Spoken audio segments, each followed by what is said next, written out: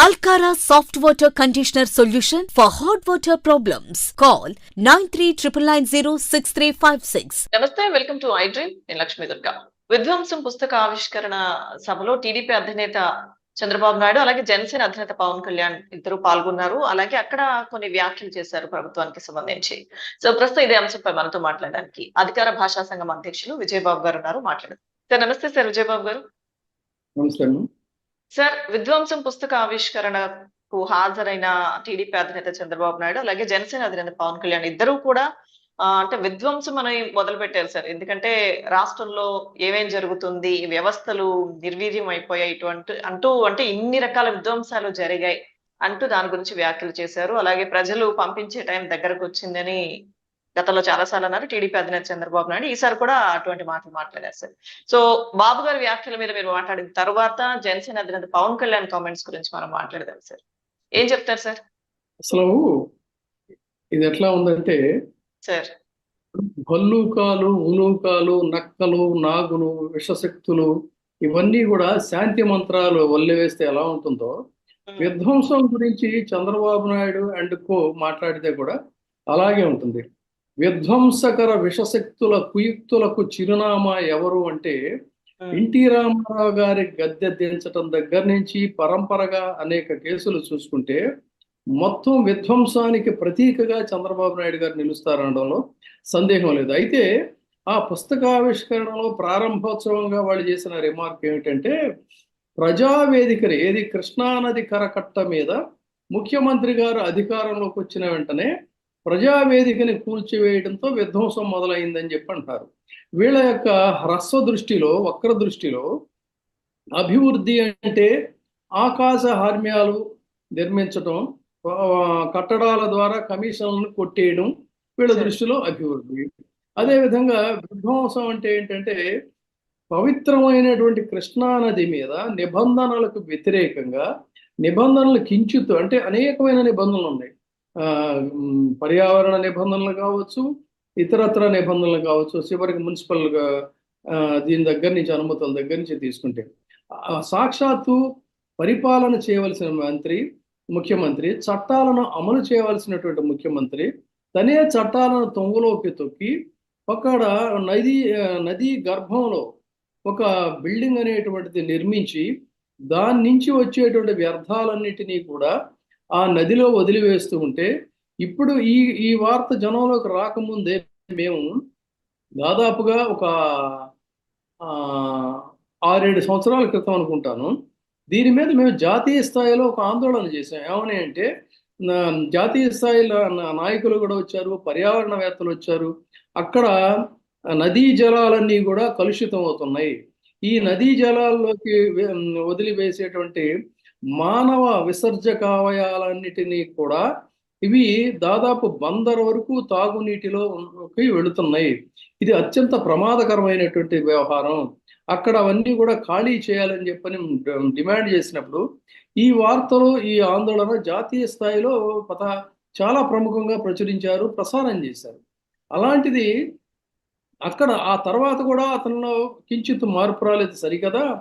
దాదాపుగా ఢిల్లీ నుంచి ఒక పర్యావరణవేత్త వచ్చి ఉద్యమం చేయకపోతే ఆయన్ని కూడా పోలీసులు వెంటాడి తరిమి కొట్టినటువంటి సందర్భం కూడా ఉంది.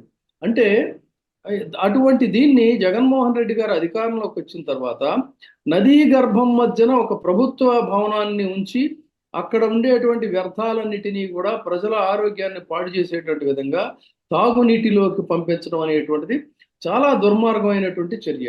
అంతేకాకుండా అక్కడ ఇది మామూలుగా ఏంటి, భౌతికంగా మనం మాట్లాడుకునే అంశం. సెంటిమెంట్గా చూసుకుంటే అందరికీ కూడా మనకి నదీమ తల్లులు అంటాం మనం, అంటే పవిత్ర నదీ జలాలు.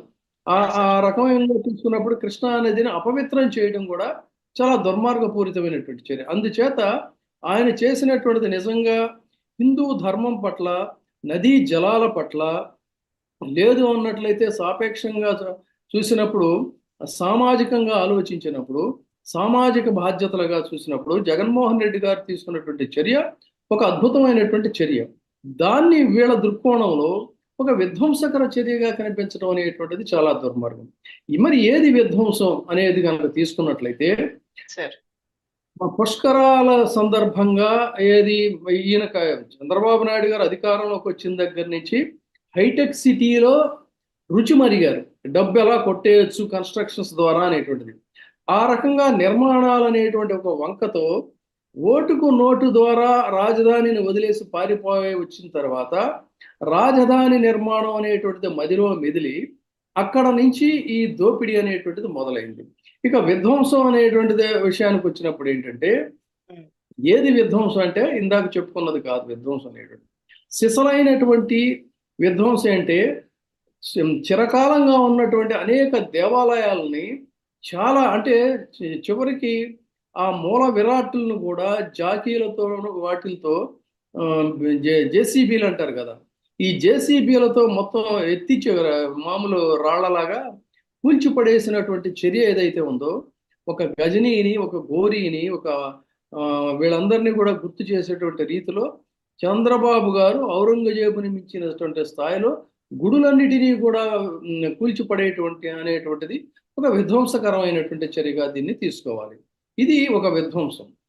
అదే విధంగా వచ్చినట్టయితే పాలనా వ్యవస్థ మొత్తాన్ని కూడా విధ్వంసక చర్యలతో, విషశక్తుల కుయుక్తులతో ప్రజాధనాన్ని మొత్తం కూడా దోపిడీ చేసేసి ఈ రాష్ట్రంలో అసలు ఏది కూడా ఒక సరైనటువంటి స్థితిలో లేకుండా కల్లోలాన్ని సృష్టించినటువంటి చరిత్ర అది ఒక విధ్వంసకర చరిత్ర.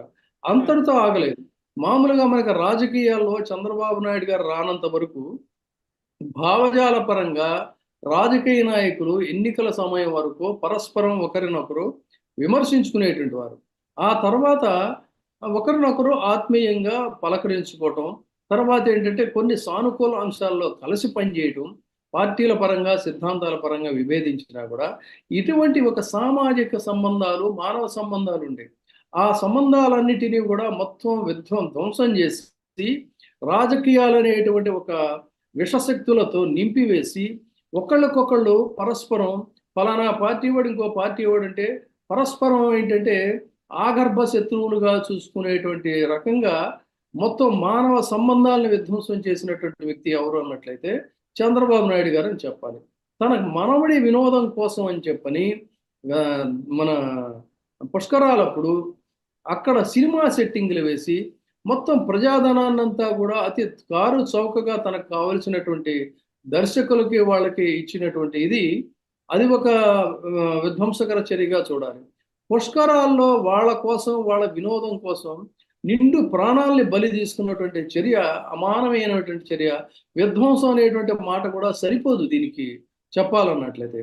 అదేవిధంగా రాజధాని నిర్మాణం పేరుతో సంవత్సరానికి 6 పంటలు పండేటువంటి భూముల్ని మొత్తం కూడా కాంక్రీట్ కట్టడాల కింద మార్చివేసేటువంటి, మొత్తం పచ్చదనాన్ని నాశనం చేసేటువంటి రీతిలో ఒక విధ్వంసకర చర్యకి కమిషన్ల కోసం కక్కుర్తిపడి మొత్తం అక్రమాస్తులను కూడబెట్టడం కోసం తన యొక్క అసమర్థుడైనటువంటి కుమారుడికి తరతరాలకి సరిపోని ఆస్తులను కూడబెట్టడం కోసం చేసిన చర్యలు ఏవైతే ఉన్నాయో అవి విధ్వంసకరమైనటువంటి చర్యలుగా చూడాలి. ఇంత ఆంధ్రప్రదేశ్ రాష్ట్రాన్ని అశాస్త్రీయంగా కాంగ్రెస్ కుహన రాజకీయాలకి బలైపోయినటువంటి కాంగ్రెస్ యొక్క దుశ్చర్యలకి, దుర్నీతికి బలైనటువంటి ఆంధ్రప్రదేశ్ని మరింత కారుణ్యం కూడా లేకుండా అడ్డగోలుగా విధ్వంసాన్ని సృష్టించి అన్ని రంగాల్లో కూడా దోచుకు తిన్నటువంటి చర్య ఎవరిది అన్నట్లయితే చంద్రబాబు నాయుడు గారిది. దాంట్లో నుంచి పార్టీ కార్యాలయాలు తదితరాలు కట్టుకోవడానికి బిస్కెట్ ముక్కల్లాగా అటు తనకు అనుకూలమైనటువంటి మీడియాకి, ఇటు తనకు అనుకూలమైనటువంటి పవన్ కళ్యాణ్కి పడివేసినటువంటి పరిస్థితి ఈ చంద్రబాబు నాయుడు గారిదని చెప్పాలి. ఇది విధ్వంసం అంటే. సార్, అయితే జనసేన అధినేత పవన్ కళ్యాణ్ కూడా గతంలో వారాహి యాత్ర ఇటువంటి సందర్భాల్లో ఆయన ప్రజలకు వెళ్ళి ఎప్పుడు మాట్లాడినా కూడా వాలంటీర్ వ్యవస్థకి సంబంధించి కానీ వాలంటీర్ల గురించి కొన్ని వ్యాఖ్యలు చేయడం, వాలంటీర్లు ఆ సమయంలో ధర్నాలు చేయడం, పవన్ వ్యాఖ్యలపై తీవ్రంగా మండిపడడం ఇవన్నీ మనం చూసాం సార్. వాళ్ళ ద్వారా డేటా పక్కదారి పడుతుంది అన్నట్టు ఇట్లా రకరకాల వ్యాఖ్యలు చేశారు వాలంటీర్లకు సంబంధించి. ఇప్పుడు తాను అలా అనలేదని వ్యాఖ్యలు వక్రీకరించారంటూ ఇప్పటి వరకు మనం మాట్లాడుకున్న విధ్వంసం పుస్తక ఆవిష్కరణ సభలోనే మాట్లాడారు సార్. అంటే ఇప్పుడు వైసీపీ మాత్రం పవన్ యూటర్న్ తీసుకున్నారు, వాలంటీర్ల నుంచి తీవ్ర వ్యతిరేకత రావడంతో ఇప్పుడు వాళ్ళ ఓట్లు కానీ ఏవైనా వాళ్ళు దూరం అయిపోతారు, వాళ్ళ కుటుంబానికి సంబంధించిన ఓట్లు కానీ దూరం అవుతాయని పవన్ యూటర్న్ తీసుకున్నారని వీళ్ళు చెప్తున్నారు సార్. ఏంటి సార్ ఈ వ్యాఖ్యలు వెనక అర్థం? మామూలుగా ట్రాఫిక్ సిగ్నల్స్ లో సార్. ఉండే పదాన్ని మనం వాడుక భాషలో యూటర్న్ తీసుకోవటం అంటాం. ఆ టర్నింగ్ అప్పుడు ఏంటంటే ముందుకెళ్ళి మళ్ళీ వెనక్కి రావటం, అది యూటర్న్. సార్. ఉమ్. యూటర్న్ కంటే కూడా అత్యంత ప్రమాదకరమైనది ఏంటంటే హెయిర్ పిన్ కర్వ్స్ అంటారు. యా ఈ సార్. హెయిర్ పిన్ కర్వ్స్ అనేటువంటిది అంటే ఎన్ని మెలికలు తిరుగుతుందో కూడా తెలియదు. ఉమ్. అట్లాగే పవన్ కళ్యాణ్ నాలుక కూడా ఎన్ని మెలికలు తిరుగుతుందో, అతను ఏం మాట్లాడతాడో, నిన్నేం మాట్లాడాడో, మొన్నేం మాట్లాడాడో, ఇవాళ ఏం మాట్లాడాడో ఒకదానికి ఒకదానికి పోలిక పొంతన అనేటువంటిది ఉండదు. తర్వాత ఇంకొక నిస్సిగ్గు వ్యవహారం ఏంటంటే పుస్తకావిష్కరణ సందర్భంగా వాళ్ళు పిలిచింది కమ్యూనిస్టులు. కమ్యూనిస్టు రామకృష్ణ అక్కడ అవును సార్. దేబరించుకోవడం కూడా మనం చూసాం. మొన్నటి దాకా మమ్మల్ని వాడుకున్నారు, మమ్మల్ని ఇప్పుడు లూప్ లైన్ లో వదిలేశారు, మా సంగతి పట్టించుకోండి అని చెప్పని అతను దేబరిస్తూ ఉంటే వీళ్ళిద్దరూ ముసి నవ్వులు నవ్వుకోవటం కూడా చూసాం. ఇతగాడేమో పవన్ కళ్యాణ్ చెప్పేది బీజేపీలో నేను ఎన్డీఏలో భాగస్వామిని అంటాడు, బీజేపీతో కలిసి ప్రయాణం చేస్తాను అంటాడు. చంద్రబాబు నాయుడు గారి విషయానికి వస్తేనేమో మొన్నటికి మొన్న కూడా అర్ధరాత్రి అమిత్ షా గారి దర్శనం కోసం పడిగాపులు పడి ఈ రోజుకి కూడా వాళ్ళ కోసం అరువులు చాస్తున్నటువంటి పరిస్థితి. మరి బీజేపీ వాళ్ళని పిలవాలి కదా పుస్తకావిష్కరణకి, బీజేపీ వాళ్ళని పిలవకుండా కమ్యూనిస్టులను పిలవడంలో ఆంతర్యం ఏంటి? అంటే కనీసం కమ్యూనిస్టులను పిలిచారు, మా ఎన్డీఏ భాగస్వాములు పిలవలేదు అని ఈ పవన్ కళ్యాణ్ అయినా కనీసం చెప్పాల్సిన అవసరం ఉంది కదా. అంటే ఏ సందర్భానికి అనుగుణంగా వాళ్ళని ఆ రకంగా వాడుకొని వాళ్ళ ద్వారా తనకు కావలసిన మాట్లాడించుకోవటం అనేటువంటిది ఒక విధ్వంసకరమైనటువంటి అనైతిక విధ్వంసకర కార్యకలాపాల్లో చంద్రబాబు నాయుడు గారిది ఇది ఒక కార్యక్రమం. అందుకనే వీళ్ళేమో కమ్యూనిస్టులు పిలవటం, కమ్యూనిస్టులు ఏమో దేబరించుకోవటం సరైనటువంటి పదం. చంద్రబాబు నాయుడు గారు మమ్మల్ని చూడండి కాస్త మమ్మల్ని వదిలేశారు, మొత్తం మనం కలిసి పనిచేసాం అని చెప్పానంటే వాళ్ళు ముసి నవ్వుల్లో ఆంతర్యం ఏంటంటే సరే చూద్దాం అలా బీజేపీ వాళ్ళు కాదంటే ఎలాగో మీరు ఉంటారు కదా అనేటువంటి ఒక సంకేతాన్ని ఇవ్వడం కోసం వాళ్ళు ఆ రోజున వేదిక మీదకి పిలిచారు తప్ప మరొకటి కాదు. ఇది వాళ్ళ యొక్క డొల్లతనం, వాళ్ళ యొక్క దివాళా కోరుతనం, వాళ్ళ యొక్క అవకాశవాదం అనేటువంటిది స్పష్టంగా చెప్పచ్చు.